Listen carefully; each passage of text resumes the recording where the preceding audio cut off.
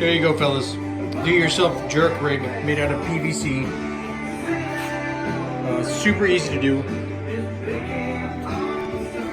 So basically what I did was I ran some bunch cord, did a little fisherman's knot there, some swivels right to your decoy, and then to cap it off on the end I basically used some Gatorade bottles basically so it doesn't slip through. Super easy to do. Put one in the center as well. Right? Same scenario. Super easy to take apart as well.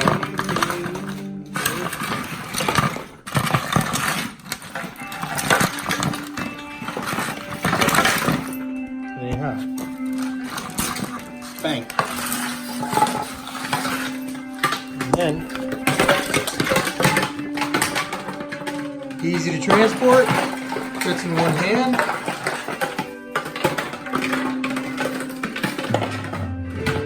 There you go. Cost me about $4 to make.